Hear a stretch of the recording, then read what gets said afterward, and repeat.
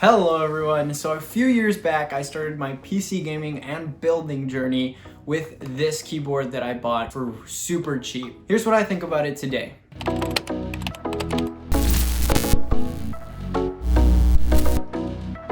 If you're new here, I make PC tech and hardware related videos, so make sure to click the subscribe button down below and stick around for more. Let's get started. So what I'm gonna do is give you a rundown on this budget keyboard, then I'll give you my actual thoughts about it over these past few years, and because some of you might be wondering, I'll actually be comparing it to my main keyboard I use today that typically goes for around $130 online.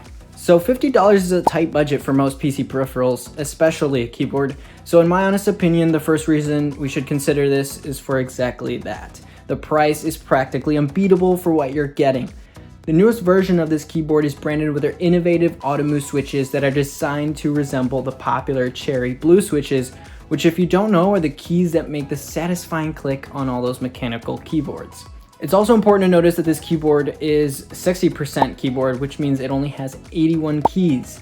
And the reason that's important is because, well, that means that there will be no number pad or any really convenient volume scroll buttons that we see on larger keyboards. And I'll talk about those specifically later in the video. The build of this board is fairly strong actually. I say that because unlike many keyboards at this price point, it has a metal robust build where I can't get any flex out of the board even when I try to bend it. The keycaps are made of ABS plastic, which is probably one of the lowest end materials to make keycaps with because it saves a lot of money from manufacturers. I'll tell you right now though, this keyboard is definitely undersold because cheap keycaps can suffer by completely falling off or having the text fade away, but I've used this thing a lot and it hasn't even shown a sign of overuse even today.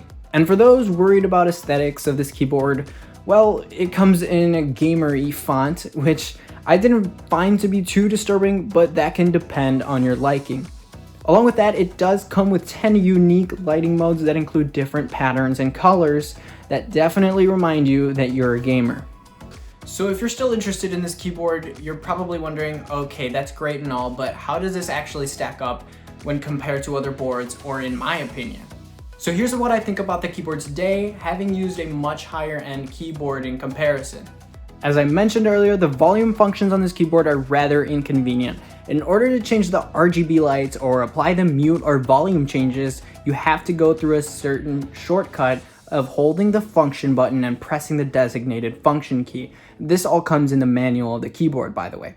And at the time of using this keyboard, I didn't see it as a deal breaker. Of course, for the price, it was great. But when we take a look at the volume features some new boards have, and especially ones that are even triple the price of this one, you can see why it'd be hard to go back. Nonetheless, I will say I like being confident in having water bottles all around this keyboard as it is water resistant, and you know, an area where this keyboard actually beats the one I use today is in the cable management.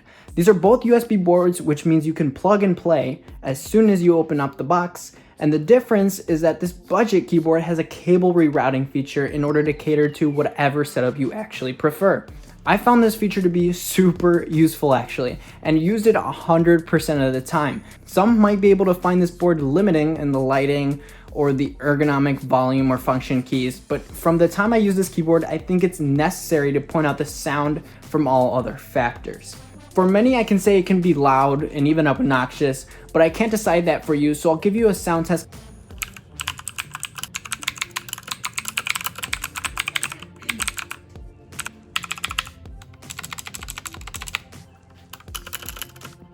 I will say though, if you plan on using this keyboard for long periods of time, for writing an essay, or even long sessions of just any kind of work, it could annoy some people you live with. If you think this board is right for you though, try looking for one that has quieter switches. I recommend maybe even brown switches. Okay, so the pressing question right now is, should you buy this keyboard if you're looking for something good on a budget? And I'd say yes, it's actually totally worth it. Of course, something like it being quite loud can be a deal breaker for some, but you're looking at it the wrong way if that's really all you care about. If that's really the issue, I'd say just go find something with different switches. That's really all it is. The point here is to evaluate if a keyboard at the $50 price point is worth it. And you know what? You'll definitely get your money's worth for this one. So with that being said, I hope you guys enjoyed this short review of the budget keyboard I've been owning for a while. If you guys have any questions on this video or requests for the next, make sure to leave it in a comment down below. And as always, I will see you guys in the future. Peace.